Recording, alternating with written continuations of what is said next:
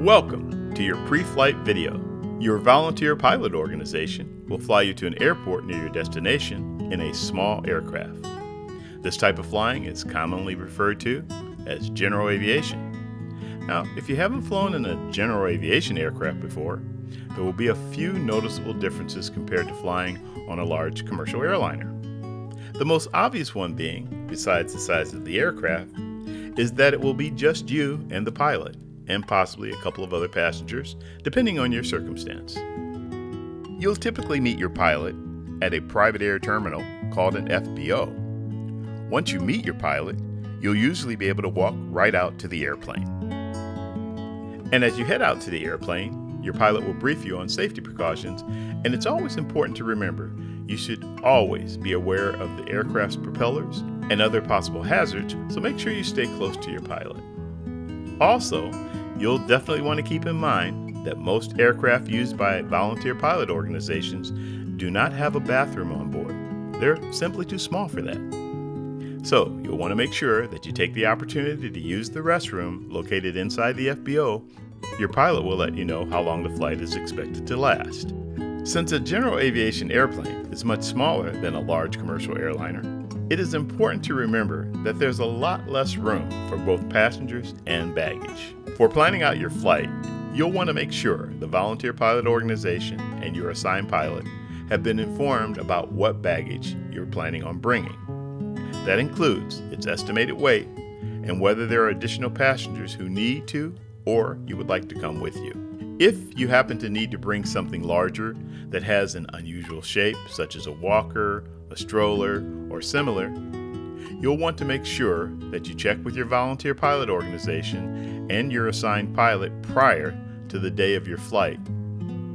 You should know that volunteer pilots fly a wide range of aircraft, meaning the airplane for your trip might look like this high-wing Cessna 182 or this low-wing Cirrus SR-22. Here is how you enter a high-wing Cessna 182 aircraft.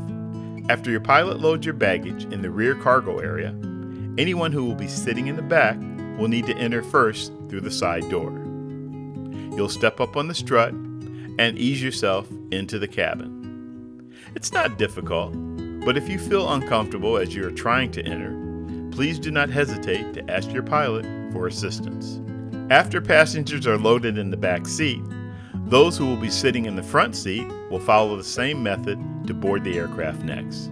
If you should have any mobility issues, please make sure to let your pilot know in advance of the flight so that he can plan and accommodate accordingly. Now, as for the low-wing aircraft like the Cirrus SR-22, you'll enter through a front passenger door by stepping up on the wing and holding on where suggested by your pilot. It is important that you step only on the areas of the wing that are designed to be stepped on. You'll see labels warning you where not to step. Again, it's not hard. However, for your safety and comfort, please ask your pilot for help if at any point you feel uncomfortable.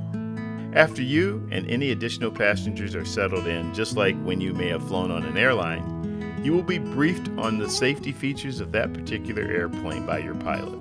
You'll be asked to, and if needed, shown how to put on your safety belts, which are similar to a car seat belt.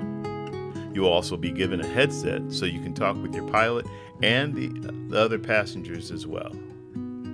Most of the general aviation airplanes flown by volunteer pilot organizations typically fly at lower altitudes than the airlines, so the views are spectacular. The majority of flights are smooth with little turbulence. However, just like if you've flown in a large commercial airliner, sometimes it may get a little bumpy with what we call in-flight turbulence. Your pilot will tell you what to expect, as well as offer reassurance that you are safe.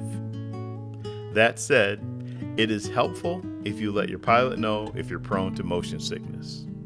Just like riding in a car, looking outside, avoiding reading, and requesting more air from the cabin ventilation can help reduce those symptoms. Keep in mind though, regardless of whether there's any turbulence, you should always keep your seatbelt fastened the duration of the flight. If you need to remove your seatbelt for any reason, make sure you tell your pilot and try to put it back on as soon as possible. Once your engine is started, your pilot will usually be busiest during taxi, takeoff, and landing.